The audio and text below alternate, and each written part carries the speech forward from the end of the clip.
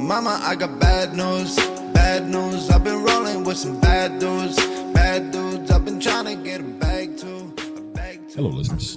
Welcome to the Ashes to Awesome podcast, Rising in Recovery. Our podcast provides light, hope, and understanding about addiction and mental health to those living within that life and the people who love them. This episode is brought to you by Together We Can, where Canada recovers from addiction. That's twcrecoverylife.org.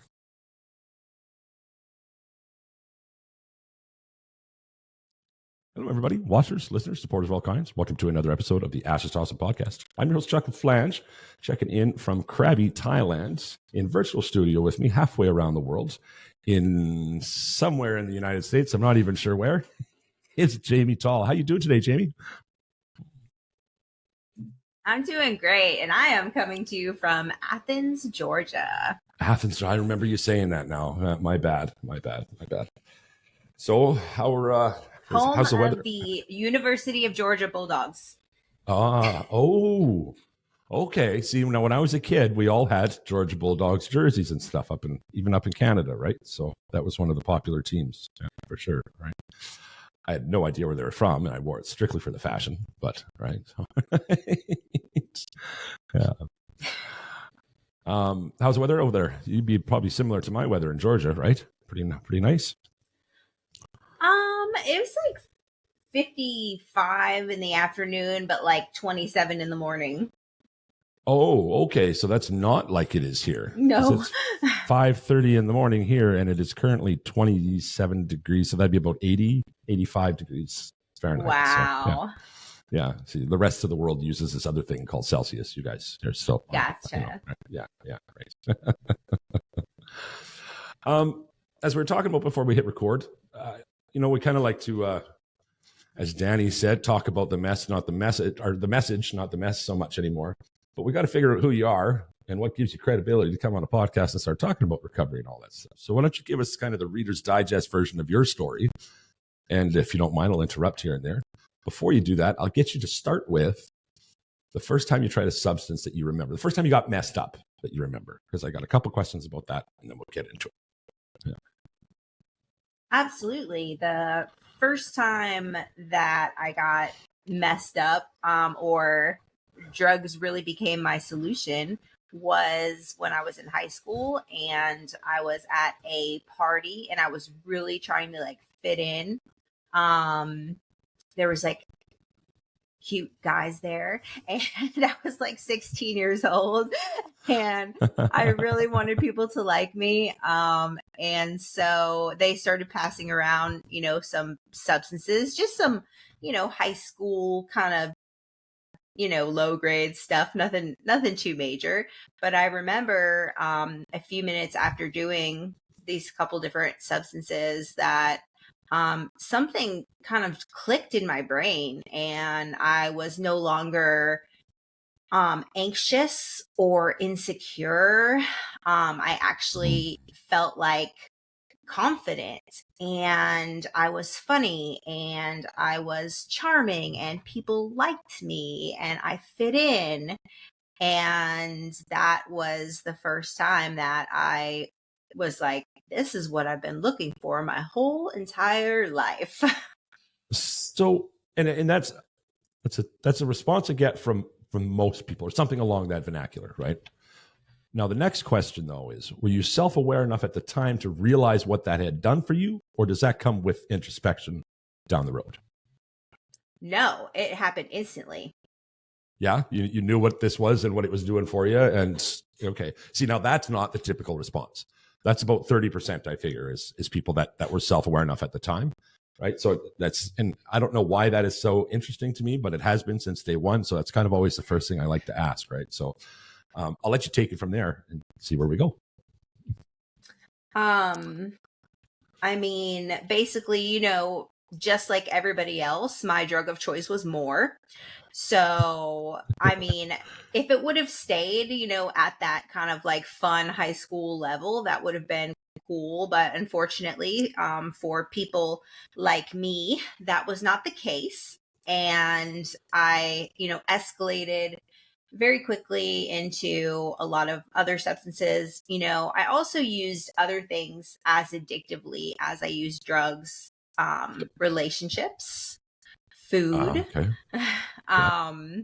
So that was really kind of the way that I was really brought up. I mean, my first addiction was escape when I was like 5 years old. I was Okay, addicted this to is new. escape. Yeah, I haven't heard that one so ever, so I have my yes, attention. that was my Okay. very first addiction. So, not being able to cope with the environment that I was raised in, I would do things to escape that. And because I moved so much, went to 12 different schools before I got to high school, I Oh, wow. would, whenever I would move to a new place, I would be like a new person. Or I would write stories and make up these characters and their lives and just convince myself that this person I was writing about was me. And I would read books, a lot, like read books, like so many books, and put myself in the stories in the books so that I didn't have to be in my life. Also Wow. with like video games, you know what I mean? Just like zoned out in these like video games. And then, food, like using food for like escape at a very young age. And really just trying to get out of the reality that I was living in. Okay. You specifically, so there's a couple things that you said, and I meant to ask this right off the get-go, but so the first thing that you said, a couple substances. Now, I'm not going to ask you to name the couple substances. Mm-hmm. I want to ask why you say substances and don't say the specific substance, because most people do, and I think it's interesting that you didn't, and you did it with intent. You said substances and not the individual ones. So why is it that you do that? Just to kind of like keep it. I mean, everybody knows what high school substances are, right? I mean, well, yeah, they do. They do. Same? I found it really interesting that you were obviously doing that with intent, though, right? So yes. I just, I thought if there's a method to the madness, or it's right? just, when I speak places, usually we don't get into like the detail. I mean, it was like pot and alcohol, and there were some people doing some shrooms. Yeah. If you wanted to know about it, okay, but now we've done it. Well, okay, so there goes all the intent. Okay, I see. Okay, so just of course I have it then. Okay, that's fine. Yeah. And the other thing you're saying, the environment you were in, and I do not ask you to relive all of that stuff, but was it a violent thing? Was it a toxic thing? Was it an addiction environment? What was kind of what were you trying to escape? It was, not knowing what I was going to come home to. Was I going to come home to a happy family, happy parents? Was I going to come home to a violent parent doing things to, the other parent? Was I going to come home to a drunk parent? Was I going to come home to the police being at my house? Lots of different things. So how important is stability to you now? Hearing that, how important is that to you? I can, from my recent experience attending the trauma center here in Thailand, I've discovered for myself that stability is hugely important. I think for different reasons, but for you, is that something now that you find is a real important thing to avoid, or is instability, I should say, right? Absolutely. I actually live off of a blocked Google Calendar. Everything is scheduled, and I stay on a very specific routine. I can show you. Now you're just showing off. Okay, right. My life is the opposite of that. But my ex used to actually get so frustrated. Like, why do you always have to have everything planned? Like, this is how I stay sober. This is how I stay safe. Yeah. So safety, right? Safety. Mm-hmm. So lack of stability leads to self-soothing. Leads to, all those things. Okay. So now you've continued on. You've got food and escaping, and you're getting into the drugs and alcohol. Where do we go from there? So from there, I had a son, and really was A1 number one mom did really good, like being not using or anything like that. I believe that was really more due to a geographical change that I had done. And now for a quick PSA brought to you by Revolution Recovery, helping men recover and become their best selves through support and treatment. They've been there and they understand.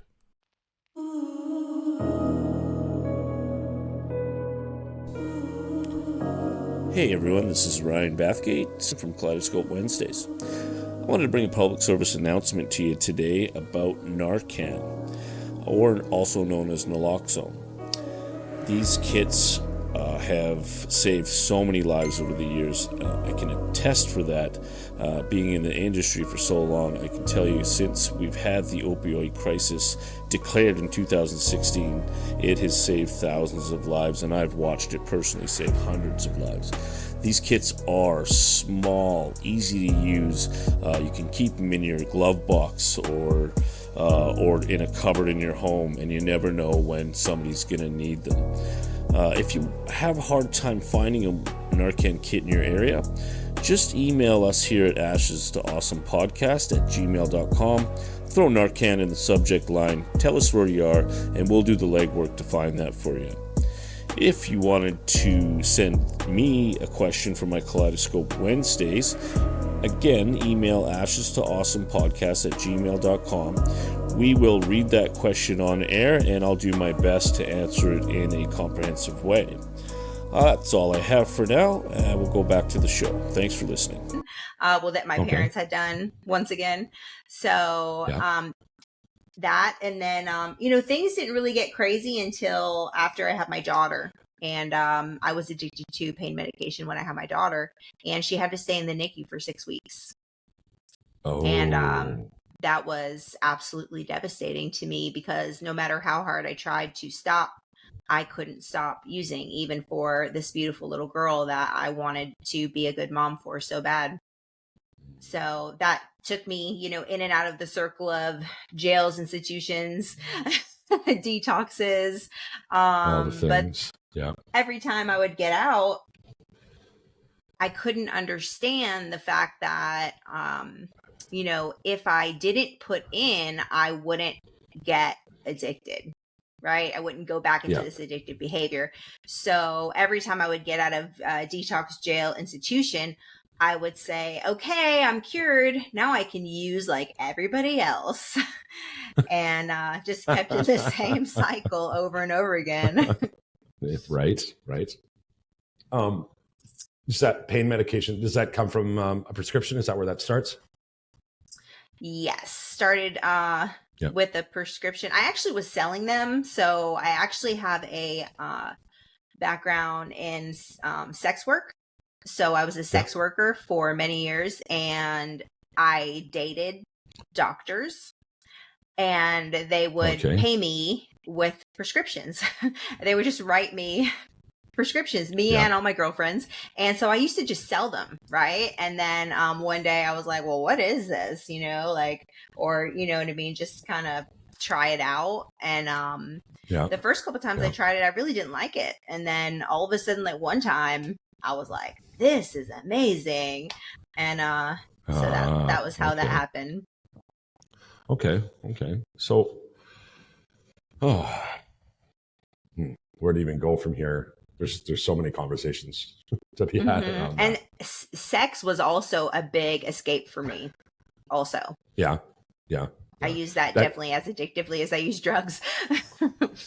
That's funny for myself. That was a big one as well, was sex. And I find now in sobriety that I don't even have interest anymore unless there's connection, because for me, anything else is a shortcut to relapse, right? Like I could not do a one night stand anymore. And my life is full of crazy stories. I'm sure, well, we've talked in previous, I'm sure you've got your own plenty of those. And I couldn't, now zero interest without connection, right? Just because I know for a fact the moment that shit starts again, that's living outside the values. I'm going to fall out of rhythm and I'm going to end up, back into chaos, right? So. Oh yeah, absolutely. Yeah. When does recovery come to you finally? after repeating the cycle however many times? So I was actually got trafficked by some people, and specifically this like one man who had like a vested interest in me. There was actually a group of men, and so I got trafficked, and one day I got arrested, and it was from some weird like off the wall charges from like 6 years before, where it was just strange. You know, I say that it was my rescue date, and so I got picked up and had like a variety pack on a Tuesday night, which was normal for me. And What's a variety pack? It was I got busted schedule 1, 2, 3, 4, and 5, which is just like a little bit of everything. Like the Count on Sesame Street, I'm thinking of all of a sudden. Okay, yeah. Okay, I've probably enough said on that. Yeah. Okay, right. yeah. And so I went to jail, and while I was in jail, the man who was trafficking me mysteriously died. And Really? when I went in front of the judge told me that I was going to get put on a 4-year felony probation. I had never gotten any kind of like charges, like big sticking charges before, you know? And so he said that means that for the next 4 years, you cannot fail a drug test and you cannot get in trouble, or you're going to go to prison. And something clicked in my brain at that moment, and I realized that I didn't know how to do that. Okay. So I ended up going into a sober living facility. Okay. How was that for you? Was that scary? Was that what was it? Well, considering that it was on UGA campus, it was like a very strange to me. It was a big house with 13 other girls, and it was kind of like a sober sorority. But it was actually really comforting because for once I wasn't alone, right? Like I had these other women, and they were trying to do the same things that I wanted to do, which was be able to, work a job and take care of myself and get my children back and be a mom. And so it was like, I didn't really know what to do. I knew I wanted to do something different, but I didn't know what that was or how to get there. And so basically I just followed, their suggestions. Like they told me, they had to teach me how to relive a normal life, like you have to take a shower, you have to make your bed, you have to get a job, and you can't wear that, teaching me, just how to be like self-sufficient and build healthy relationships. And I had so much trauma, I could barely even speak when I got to the sober living. I mean, had so much mental health challenges. I thought that like it was like a setup, like these were actors in a play or in a movie, and my family had hired them. And I just didn't believe it. I remember going to my first meeting, and this guy walked by and said he had like 87 days sober. And I was like, yeah, right. Like, who does that? Like, what does that look like? That's crazy. Why are you smiling? Like, it just didn't make sense to me. Wow. And you're sober at this point. So that's not the drugs. That's the mental health that's making you think that way. Right. So that's crazy. Sorry, literally and figuratively. Can I say that? Shit. I'm going to get canceled again. So, living in a house with 13 other women after your most recent experiences. Well, I guess one of your most recent experiences would have been in jail, so you would have been around a whole bunch of women. But prior to that, that must have been a cultural shock, like in just the biggest way, right? For me, it sounds terrifying and confusing being around 13 women at the same time. But for you, it must have just been, it must have been the same, but for different reasons, right? Right? So. Well, the coolest thing about it was that, I was in this house and I had a bed, right? And it was a twin size bed, but it was mine and it was safe. and nobody was going to touch me and nothing was going to happen to me. I had half a dresser that I could put my clothes in. I had half of a closet. There was a kitchen with food in it. I didn't have to worry about if I was going to eat or not eat. There was a bathroom with a shower there, and it was really just like safe. It was so safe, and I felt protected. It was a pretty big campus. So there was probably in all, I believe there was around 60 women, and then around the block there was about 80 or 90 men. Oh wow. Okay. And everybody living sober and doing the thing, right? So okay. That's interesting. A parallel there for myself when when I finally had enough. We're going to do my story, but when I finally had enough, and I texted my mother, and she came and got me, and they took me back to the town that they're living in. They had this apartment set up for me with nothing in it, but it was safe. And for me, I remember thinking, I am warm, I am safe, I'm okay. And it didn't matter that there was literally nothing but a mattress on the floor, right? Like nothing. And it was, but that feeling of safety was just so welcome. And I think it's for someone with your history and your circumstances, being a woman, I can't even imagine how that hits you, right? So it's a very different feeling for me, but maybe not different level of it for sure. That makes my heart happy to know that you're able to experience safety like that. I think that's really awesome. Really awesome. So your recovery journey. So now you're in a place, you're safe, you're warm, you're surrounded in other people who are of the same mind. Is that your sober date, or do you have, a lapse somewhere? July 20th, 2015. Congratulations on that. So, and you've been doing the thing ever since. Is that accurate? Mm-hmm. Yes. Good for you. Right. Tell me a bit about your progression into sobriety sobriety and then recovery, because to me they're two very different things, and I've recently, relatively speaking, kind of made that realization that there's two very different things, sobriety and recovery. So why don't you talk to us about that a bit, Jamie? So it took me for about 30 days to realize that I was the problem. So for the first 29 days, it was everybody else, and then I had realized at day 30 that, oh, wait, I am the one who did this to myself. Like, I'm the one who made a shit show out of my life. And so I started, I started sharing in meetings, and I realized that when I shared stuff, and we had like 2 house meetings, and then we would have to go to 3 other outside meetings. And in a day? I realized, no, in a week. Oh, okay. Yes. Yeah.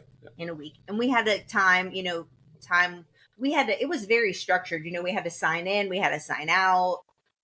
We had to always be like accounted for. We had curfews. And so they had like progressions of the houses. So the first house that I was in, I think I was there for probably 90 days, that first house with 13 girls. And so I was in there for the first 90 days, and I was working at IHOP as a waitress.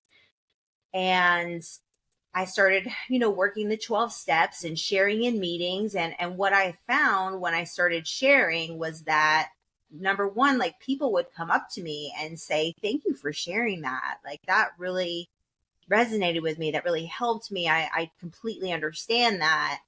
And I began to be able to actually like have conversations again, to like look people in the eye, and started doing this step work. And it was somewhere between step 2 and step 3, which is somewhere between 30 and 60 days, that the obsession was lifted. So I was no longer freaking out every time I had to go into the bathroom being triggered, right? It was like all of a sudden like, oh, I haven't thought about getting high in, a couple hours or like a day, just the thought didn't really come to me anymore. And I got really involved in meetings. At 89 days sober, I started telling my story in the crisis intervention unit, actually, which I had been in twice. So that was really cool to be able to go back there and be like, hey, I was where you were. And, now I have 89 days sober and you can do this. And it was like seeing the lights come on in their eyes. I got really involved in the, first I worked NA steps and then I worked AA steps, just really involved steps, home group, chaired meetings, did, the HI where you go into like hospitals and institutions, just really like put everything into my recovery, and also was working with a counselor who was a pastor. And so I started to faith is like a huge part of my story. Yeah. And so, getting baptized and, there were some things I really had to let go of too, because even in the beginning, I was still kind of holding on to those old things, right? Like I got this boyfriend, air quotations, right? Like give me money to help me pay rent at the sober living, give me rides. And, one day this girl overheard me in a conversation for this boyfriend to give me a ride. And she just looked at me and she said, says, you don't have to do that. I'll give you a ride. And I was just like mind blown, like, wow, okay. And so this lady, she, she would give me rides, to work. She was at my house. And then I ended up moving into this step up house where there was, it was like a 2-bedroom house. So there was 2 girls in each room. So there was only 4 of us. And I stayed in that house for like probably 6 months. I stayed in that house. Okay. And then I was able to move into a different apartment where it was just me and that one lady. And at that time I had was starting to work toward getting my massage license and starting my business. Okay. So that was like a huge thing for me. So I actually stayed at the sober living for 3.5 years. Okay. And just like threw myself into recovery, sponsoring women. I would have so many women that I was working with, and it was just, it gave me like so much purpose. There was a lot of hard things I had to go through too. At 90 days sober, my mom took custody of my children, and I tried to fight her for it. But because I was living in a sober living, that means basically legally that you're homeless. So I was not able to get custody. There was a huge financial difference between me and my mother. And so she was better able to take care of them than I was. And so by the time I did get out of sober living, move out of the sober living, which actually I only moved like 5 driveways down into these townhouses where all the staff lived from the sober living. And I moved into these townhouses, and I actually still live there. That's actually where I still live, is in these townhouses. Wow. Okay. Yeah, still, I actually became president of the board of directors of that sober living. And really?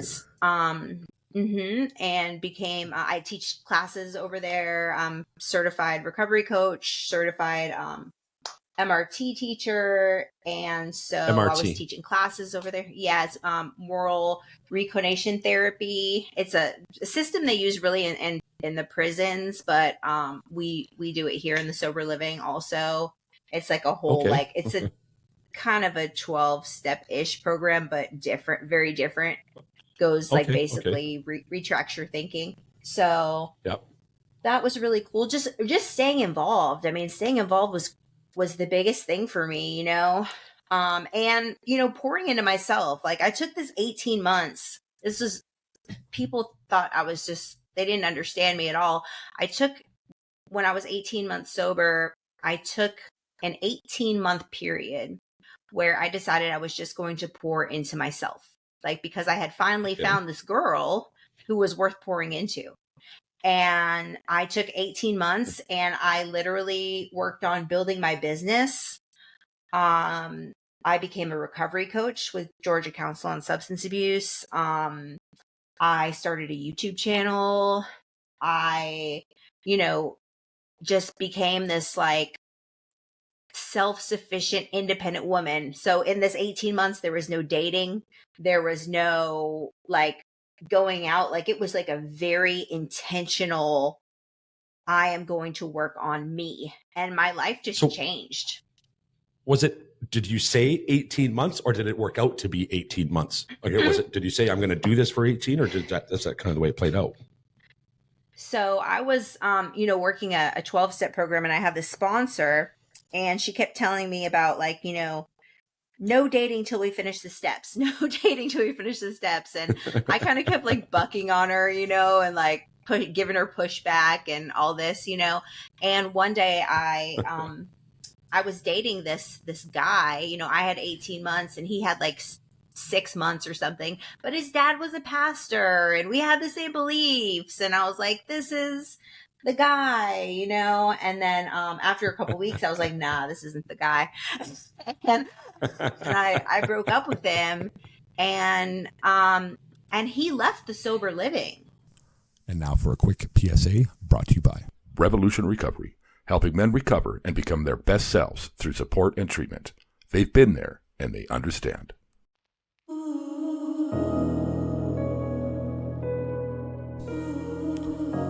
Hey everyone, this is Ryan Bathgate from Kaleidoscope Wednesdays. I wanted to bring a public service announcement to you today about Narcan, or also known as naloxone. These kits have saved so many lives over the years. I can attest for that. Being in the industry for so long, I can tell you since we've had the opioid crisis declared in 2016, it has saved thousands of lives, and I've watched it personally save hundreds of lives. These kits are small, easy to use. You can keep them in your glove box or in a cupboard in your home, and you never know when somebody's going to need them. If you have a hard time finding a Narcan kit in your area, just email us here at ashes2awesomepodcast@gmail.com. Throw Narcan in the subject line, tell us where you are, and we'll do the legwork to find that for you. If you wanted to send me a question for my Kaleidoscope Wednesdays, again, email ashes2awesomepodcast@gmail.com. We will read that question on air, and I'll do my best to answer it in a comprehensive way. That's all I have for now, and we'll go back to the show. Thanks for listening. And Really? I realized at that moment, like, man, I don't want to have anybody's blood on my hands. I don't want to be responsible for anybody. Not like it was my choice, right? But I mean, Yeah. I just realized at that moment that people in recovery are very fragile, and like we really have to be careful in how we're handling them. So, and loving people more than our own selfish wants and desires, right? Yeah. So that was kind of what kicked it off. And she was like, okay, are you ready now? And I was like, all right, I'll do it your way. And so we went through the steps, and after, it didn't take me 18 months to go through the steps, but things had gotten so good as I was going through them and really focusing like on me and my steps, and putting the energy I was putting into chasing boys, into chasing my children and building relationship with them and building my business and all of these things. It was the best thing that I had ever done for myself. Oh, that's awesome. That's awesome. So, and were you accused of being selfish in that time, or were the people that you surrounded yourself in aware enough to know that it was a good thing for you to be doing that? It was a very lonely time because, everybody else is going out and doing things and being social and going to, events. And I'm sitting at home, like reading my Bible and making marketing plans for, my business, and doing accounting paperwork, and, but honestly, like, not that like money is like anything, right? But that first year of my massage therapy business, I made 6 figures.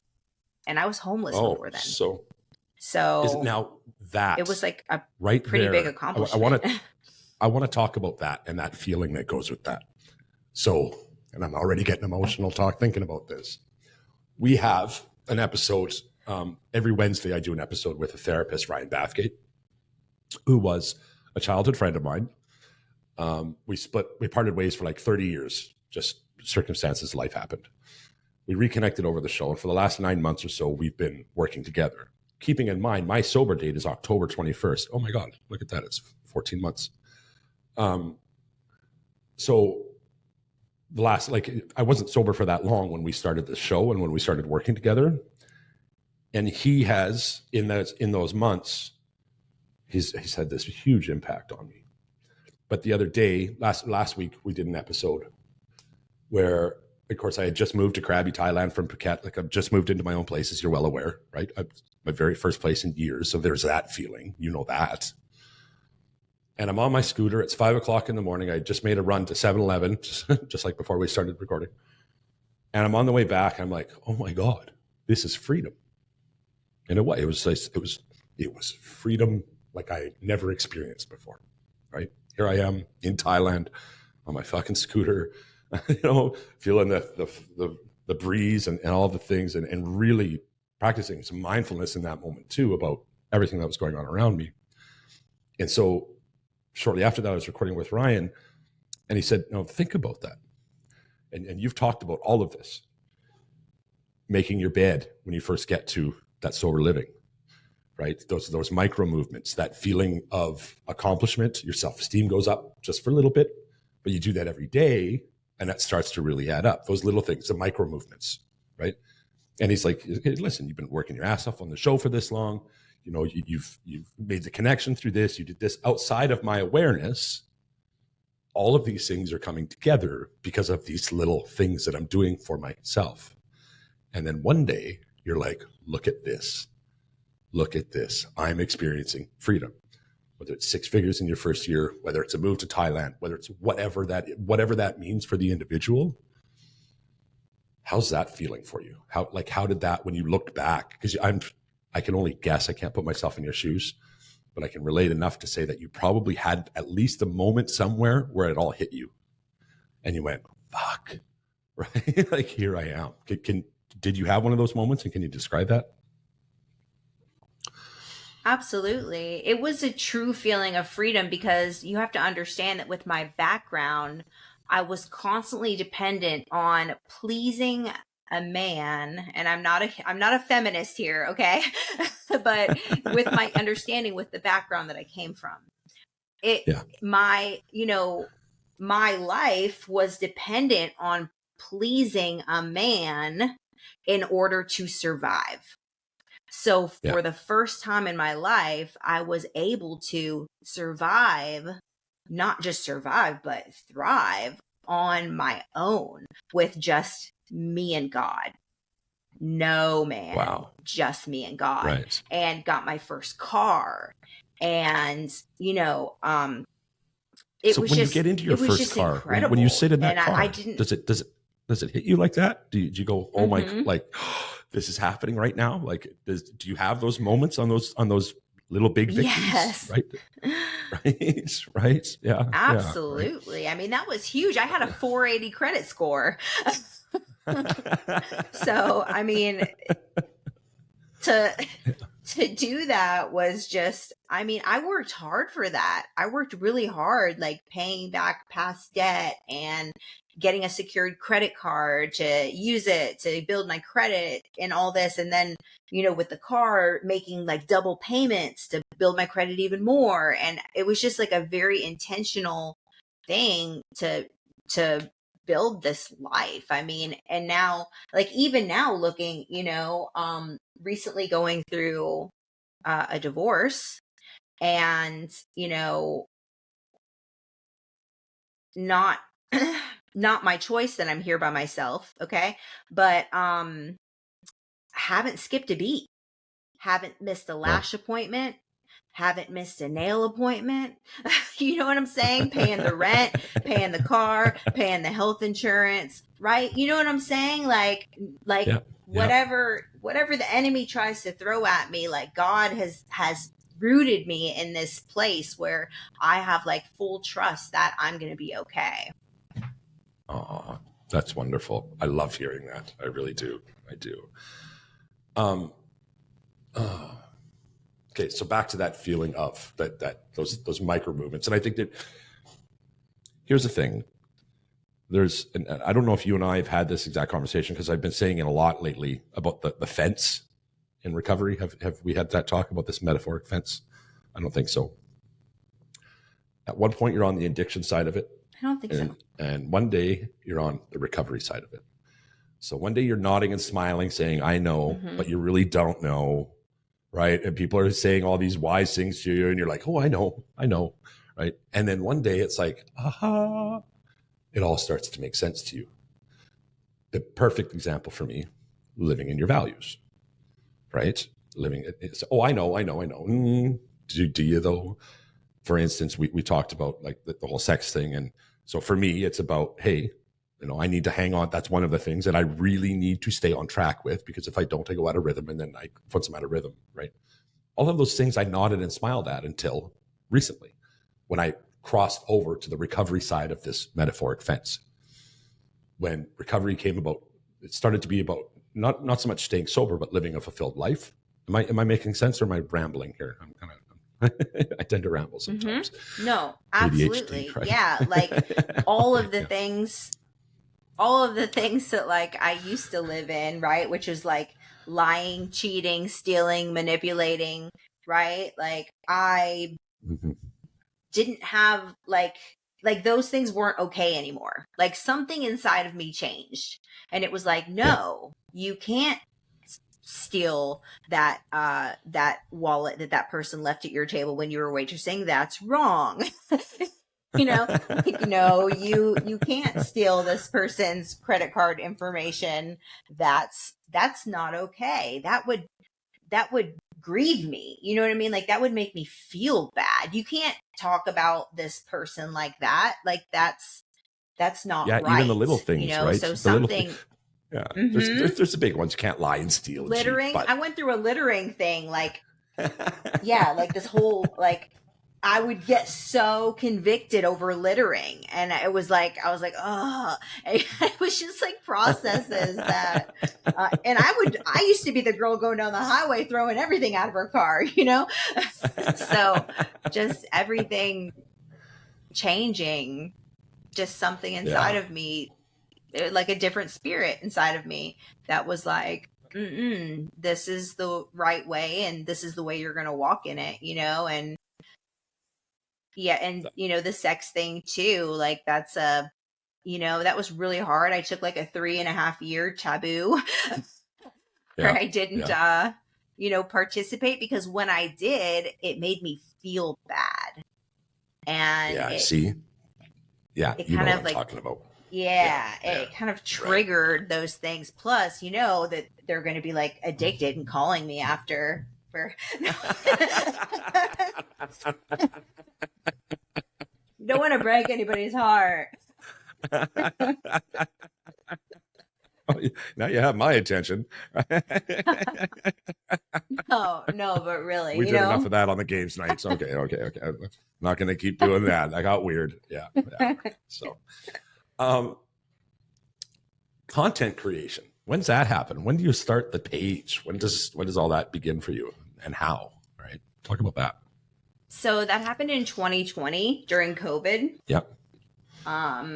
Basically everything, shut down. I was having an identity crisis at that time, because at the time I had like a lot of roles. I was a recovery coach working at a nonprofit that helped women coming out of prostitution and human trafficking. I had my own massage therapy business. I was, involved in meetings and stuff. And then all of a sudden, there was nothing. There was the nonprofit had to shut down. The meetings shut down. They shut my massage therapy business down. And I was like, I don't know who I am. Like, I am struggling. I'm not Jamie, the massage therapist. I'm not Jamie, the recovery coach. I'm not Jamie chairing the meetings. Like, who am I? You know? And I started talking about it, just doing these little Facebook lives on my phone, like Facebook Live, just making videos talking about, like, trying to encourage people. Because I knew if I was struggling, and I have a firm foundation in my faith.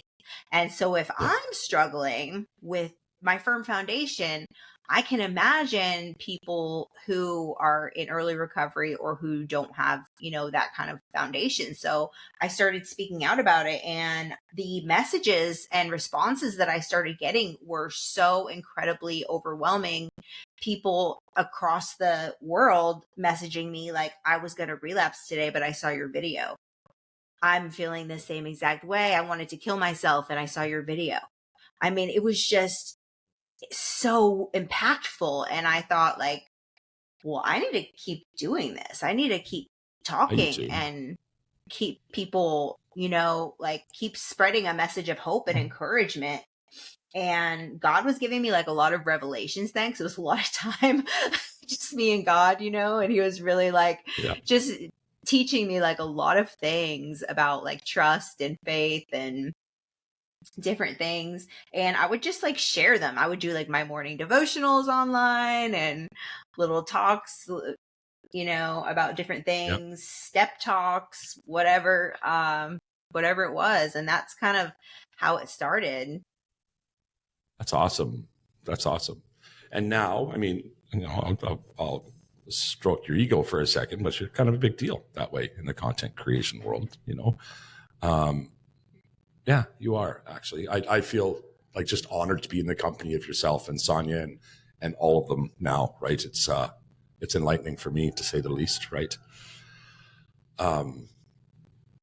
Enlightening, definitely enlightening. And inspiring too, right? Like, I've been at it now for a year. And I was making so many mistakes before running into y'all. And now, I've been getting tips coming at me like a barrage. And it's wonderful. I listen to you and I overthink them, and I do all the things, right? So somebody will send me a message about something, and I might not even reply, but I've read it, and I'll think about it, like obsess about it for a day or so, and then figure out what it really meant, and then get back to them about it, right? And because I'm trying to process all of these wonderful tips that you guys are giving me, and how lucky I am to be a part of that community now. It's pretty cool. It's pretty cool, right? And the fun we get to have, right?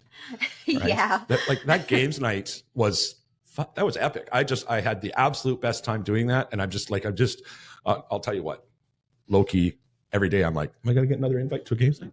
Hey, we need to set it up. There are some insecurities there, and I won't say other names in this one particularly, but talking to some other content creators, there's some insecurity when you're around all you big guys, right? And it's like, you just kind of wait for the invite. It's hard to put yourself out there because, you know what I mean? And I know better than that. I do, rationally, but irrationally, there's always that part of us that feels like, right? So, wow, I've never turned anybody down for a collaboration. Or like a live. And I've never turned anybody down for no. Okay, which you see, and that's wonderful. So the Black Ash Radio, right? Which of course you've that started with Jared and I talking about it, and we're both kind of like, we're in our growth phase right now in a big way. Jared and I are almost bang on. So for anybody that's paying attention and hasn't, Black Ash Radio's Friday night, 9 p.m. Eastern Standard, 6 p.m. Pacific Standard.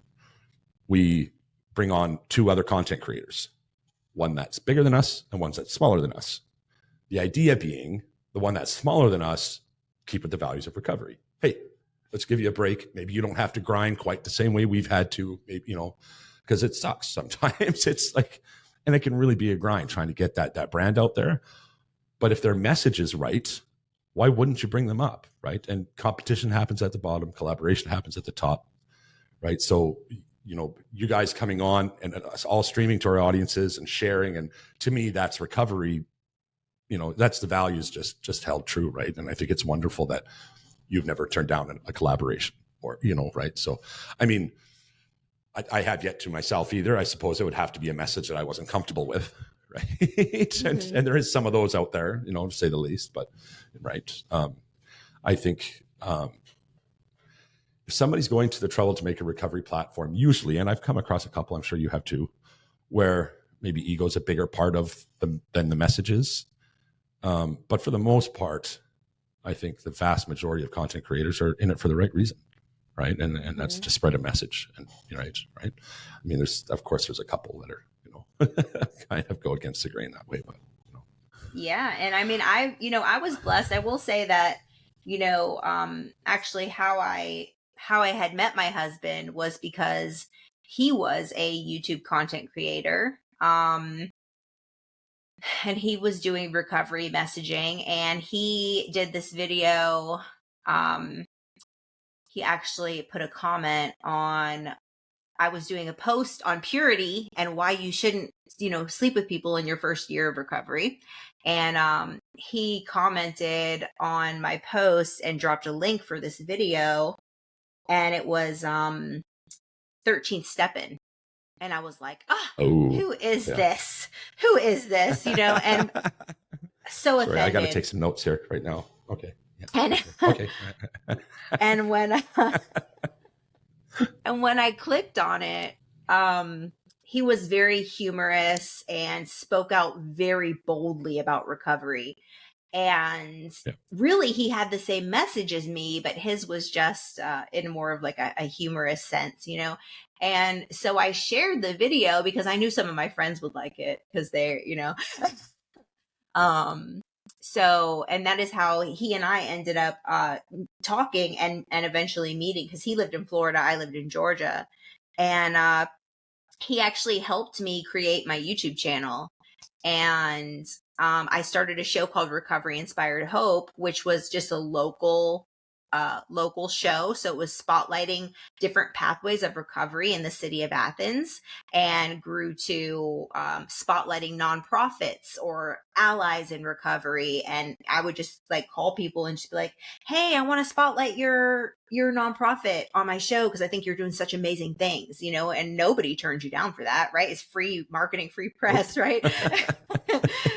Yep. So it really like wasn't hard. And I knew so many people in the community from doing so much work, here. It was just, and then it just grew, and and then I made my TikTok series. That was like an accidental blow up. I made this TikTok series, and it was called Diary of a Drug Addict. And I had no following on TikTok. I mean, none. TikTok was my platform that I used to process and express myself. Like, I took very traumatic events and spoke about them in a humorous way, because there were things I've never been able to tell anybody before, but I was like able to put them out there as like a kind of in like a joking, way.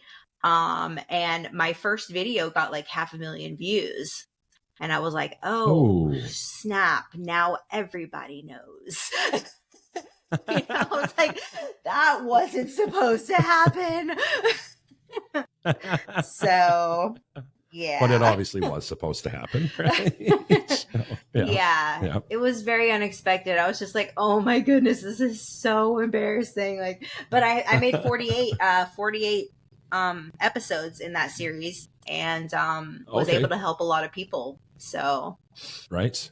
And let's talk about that, the rewarding side of this whole thing. For us, very early on, our content started to steer towards the loved ones of people who suffer in addiction, because I decided that people who are in active addiction often, and you can't speak for everybody or generalize too much, but often those people are too busy surviving and doing whatever they got to do. Tuning into any sort of podcast on any sort of regular basis, probably not a thing. I know for me, it certainly wasn't, Christ, most of the time I didn't know what day it was. So what I decided was that if we could help the families, then we could help the people suffering, right? If you can, and we'll talk about this. one of our messages, and you can tell me what you think about this, is breaking that generations old, I'll say it, bullshit, in my humble opinion, or not so humble opinion, about rock bottom and leaving people to hit rock bottom.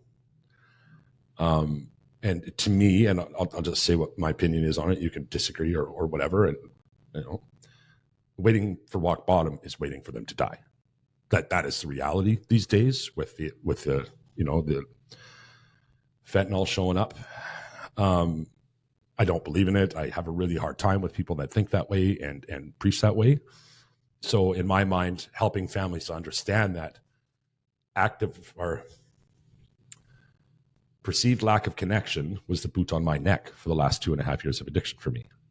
Believing I wasn't loved, believing I wasn't lovable was what kept me in it. So our message is very much steered towards that. We get a ton of messages from mothers, brothers, fathers, and I'll always make time for them. And that's where my inspiration comes from most days. Yourself, speak about the inspiration about that particular vernacular if you want, wherever you want to run with this one, Jamie. Yeah. So we fully believe, like we as a recovery community in the state of Georgia fully believe that the opposite of addiction is connection.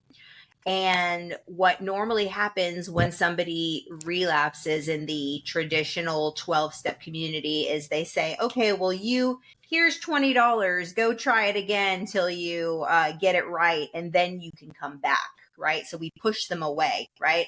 But what if we pulled them closer? What if we said, no, like you're gonna stay with me? No, we're gonna hang out, like we're gonna hang out, and I'm gonna, spend time with you because you are worth it and you are loved, and this is, like loving them in ways, and even if they are still in active addiction, loving them in ways of saying, hey, can we get you some clean syringes? Can I get you a bottle of water so you're not using whatever, right? Like, I mean, loving them and there's so many different ways to love people who are in addiction, but yeah, absolutely pulling them closer instead of pushing them away, because that was same as you. The reason that I stayed, in my trafficking situation, I probably could have at least made an attempt to get out of it, but where was I going to go? Everybody was mad at me. Nobody liked me. Everybody hated me. I was disgusting. I was shameful. I was full of all these things. So, which was why it was so wonderful when I did get into that house with those 13 girls to not be alone anymore. Right. Yeah, that is so important. Just you saying that, I want to give that a minute because, like, you've got me emotional just the way you said it, Jamie. I think that's amazing. It really is. Too many people just don't get it. Somebody close to me in my life, I won't say who, recently was still making an argument about what addicts do to their families. It's like, do you have any idea, like, how, like, is that what you think? Do you think I was doing something to you? Right? I was out there trying to survive and nobody checked up on me. Right. Like, how does that, like, nobody for years. My mother turned that around in the end. And I think I've told you about the You Are Loved message and how important it is to the show and why. But, like, how, like, do you think that person is doing something to you? They're not. Their actions might affect you and you have to do things to mitigate that. And I appreciate that. But if you can start with a fundamental belief that the person who suffers in addiction is not doing anything to anybody else, they are suffering in addiction and trying to survive. If you can figure that out, if we can help families understand that, in my mind, it's my best way to help the person suffering. It's the best thing I can do, given my personality, my skill set, my whatever, right? Especially my current situation. I'm in Thailand. There's not much I can do for the individual, as far as outreach goes, but I can reach their families this way, and that's what we try to do, right? Feeling lovable. I hope you feel lovable now. I would think that you do. Right? I do. How do you help somebody, because I know you're involved in outreach, if you talk about that and talk about how you help somebody get that mindset back, or they can be loved, if you can do that, if that's not putting you on the spot too much. So one of the biggest things that I do with people is called dismantling false beliefs.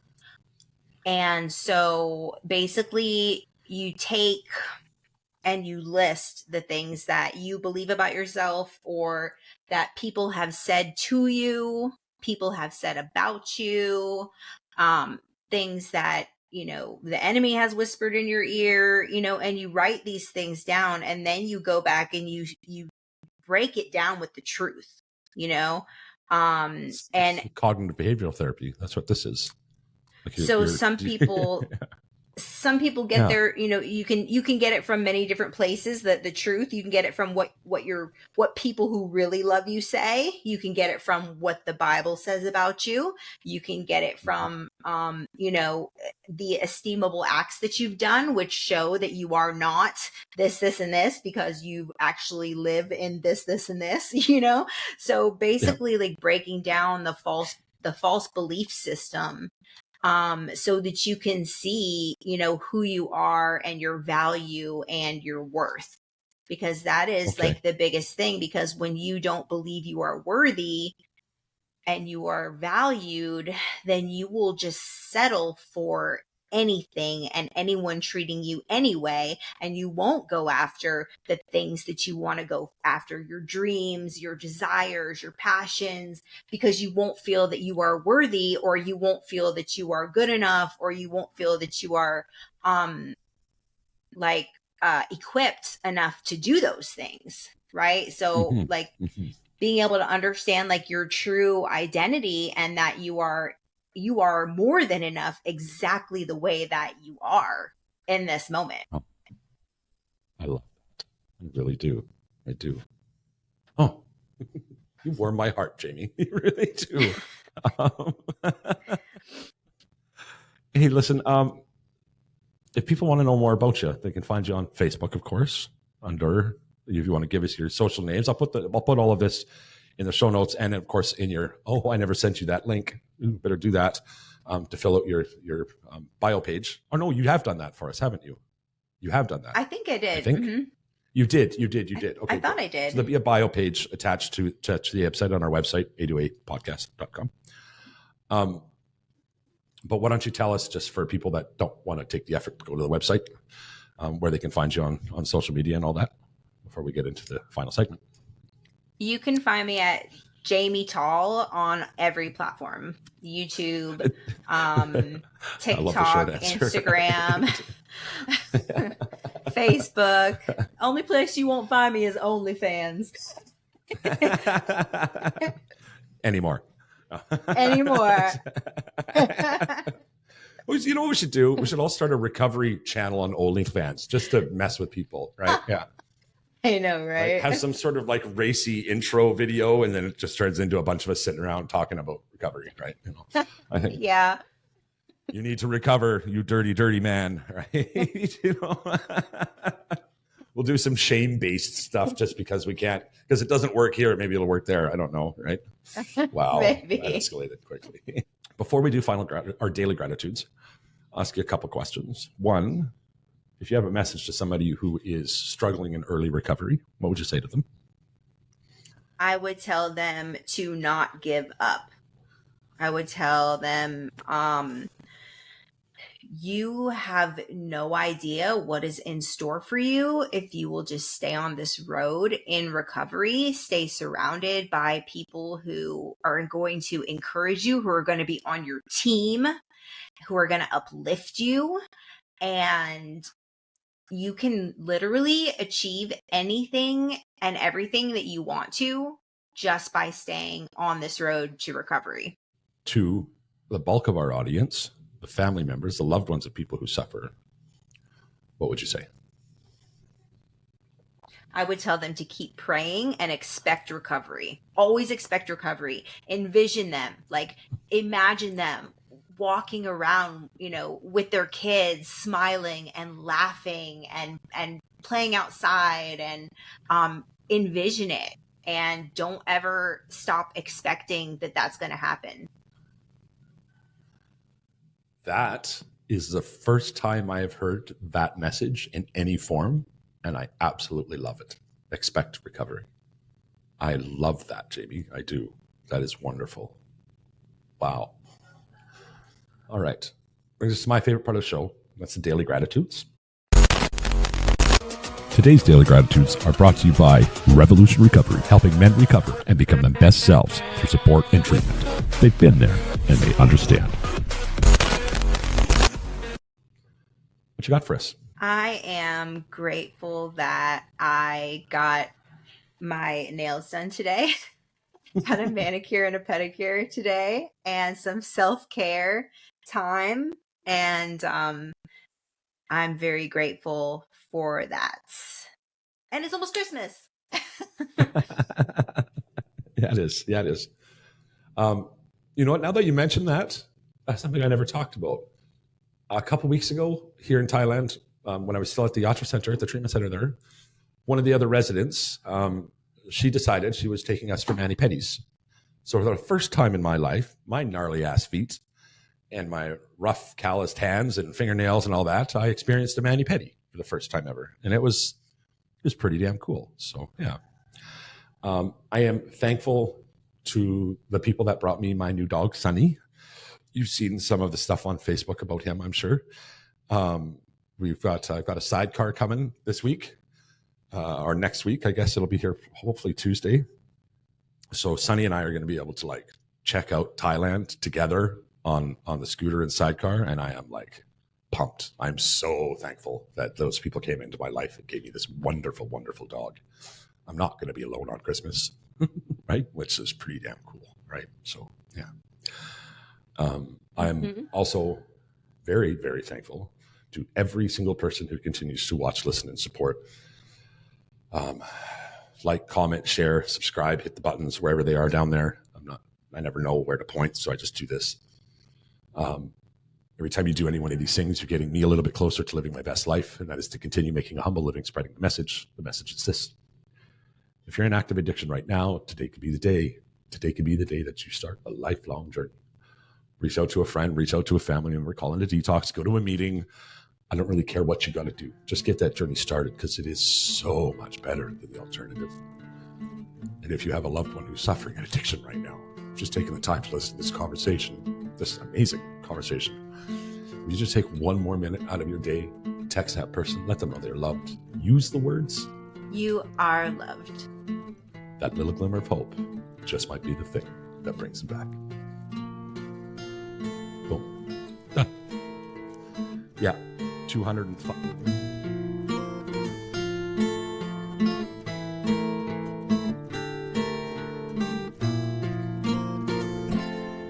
My body's getting cold, my life is running low. Feel me falling, my life is running out. I pray I make it now, but if I don't, it will be okay. I'll find you another day, and I'm not scared to go. It will be okay. I'll find you another way, and I'm not scared to go, because when I die, I'll be happier in another life. I'll be a ladybug soaring through the sky. Please search for me, please find me. So please don't cry when I land on your arms, spread my wings and fly.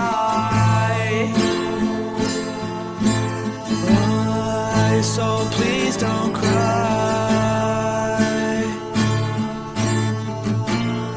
Spread my wings and fly.